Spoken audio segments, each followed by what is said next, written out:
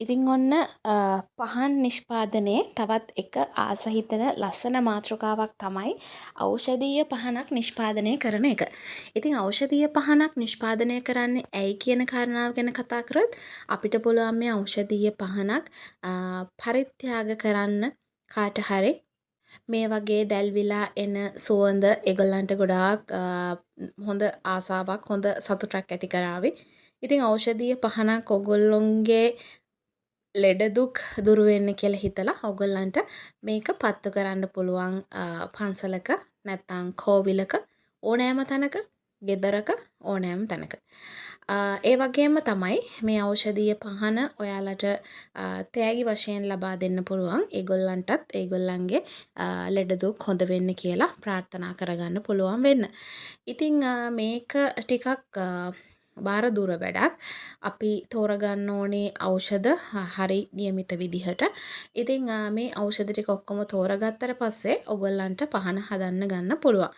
ඉතින් අපි අපේ විසිතුරු පහන් නිෂ්පාදන පන්තියේදී ඔයගොල්ලන්ට ගිතෙල් පහන්, පැංකිරි පහන්, කුරුඳු තෙල් පහන්, ඒ වගේම සුවඳ කරන පහන්, ඒ වගේම බෝධි පූජා සඳහා පහන්, නවග්‍රහ සඳහා පහන්, ඒ වගේම තමයි මේ ඖෂධීය පහන නිෂ්පාදනය කරන්නත් කියලා දෙනවා.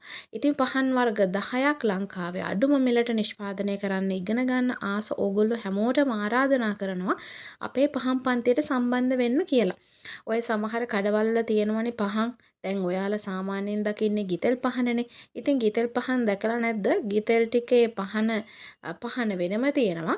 ගිතෙල් තියෙන කෑල්ල වෙනම තියෙනවා. ඉතින් අන්න ඒ වගේ පුංචි පුංචි අඩුපාඩු මගහැරවගෙන කොහොමද හරියටම ගැලවෙන්නේ නැතුව හොඳට පත්තු වෙන ආස හිතෙන පහන් නිෂ්පාදනය කරගන්න කියන එක තමයි අපි මේ අපේ පහන් පන්තියෙන් ඔයාලට උගන්වන්නේ. ඒ වගේම කොහොමද අමුද්‍රව්‍ය තෝරගන්නේ, කොහෙන්ද අමුද්‍රව්‍ය ටිකක් අඩුවට ගන්න තියෙන්නේ, මේ හැම දෙයක්ම අපි කතා කරනවා ඕගොල්ලන්ට මේ පහන් පන්තියට සම්බන්ධ වුණොත්. ඉතින් මේවා කරන්නේ ගොඩාක් අඩු මිලට ඕගොල්ලන්ට අපේ මීට අමතරව තවත් පාඨමාලාවන් 30කට අධික සංඛ්‍යාවක් තියෙනවා අපේ ආයතනය හරහා ඕගොල්ලන්ට ඉගෙන ගන්න පුළුවන් වෙන.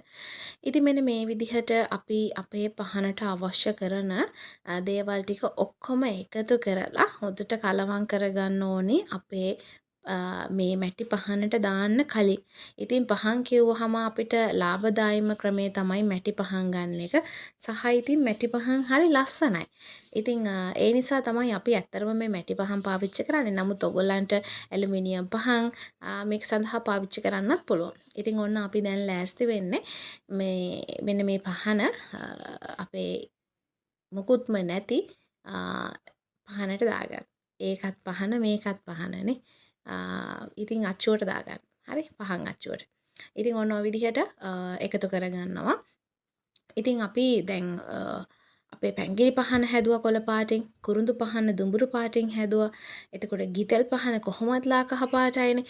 ඉතින් ඒ නිසා තමයි මම මගේ ඖෂධීය පහන ටිකක් ලා දම් පාටට හුරු පාටකින් හදනවා කියලා තීරණය කරේ. ඉතින් ඒ වගේම තමයි මෙන්න මම අරන් තියෙන ඖෂධ මෙතන අසමෝදගම් තියෙනවා, කහ තියෙනවා, කල්ලුදුරු තියෙනවා, ඉඟිනි තියෙනවා, එතකොට ඉඟුරු පියලි තියෙනවා. ඉතින් මේ වගේ ඖෂධ ගණනාවක් තියෙනවා.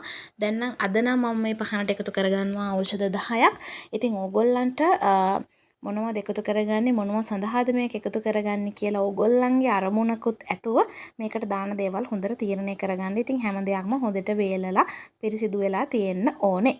ඉතින් ඔන්න දැන් මම ලස්සන කරගන්නයි යන්නේ. මෙන්න මේ විදිහට පහන තියෙනකොට මේකට මොනව දැම්මත් ලස්සනට තියාගන්න බෑ. ඉතින් ඒ නිසා අපි මේක එක්තරා උෂ්ණත්වයකට එනකන් ඉන්න ඕනේ අපිට අවශ්‍ය කරන දේවල් ටික එකතු කරගන්න. ඉතින් ඊට පස්සේ ඔන්න බලන්නකො මේ වගේ දෙයක් දැම්මොත් ඔය හතා ගන්නකොටම මේක ඇතුලේ ගිලිලා යනවා. ඉතින් එහෙම අපිට මේකට ගිලෙන්න දාලා වැඩක් නැහැනේ. ඉතින් ඒ නිසා අපි මේක යම්කිසි උෂ්ණත්වයකට ලක් කරමු අපිට අවශ්‍ය කරන ගානට මේක එනකල්. ඉතින් මම මුලින්ම මේ වගේ අසමෝදකම් ඇට ටික එක පැත්තකට එකතු කරගන්නවා. ඉතින් ඒ වගේම මගේ කළුදුරු ඇටවලිනුත් මම මේ විදිහට එකතු කරගන්නවා. මේවා දාන්න ඕනි ප්‍රමාණයක් හෝ දාන්න ඕනි විදිහක් එහෙම නැහැ. ඇත්තටම ගොඩාක් නිර්මාණශීලී අය ඉන්නවනේ. ඉතින් ඕගොල්ලන්ට තමයි මේක ලස්සනටම කරගන්න පුළුවන් වෙන්නේ. ඉතින් මට පුළුවන් විදිහට මේක ලස්සනට හදනවා.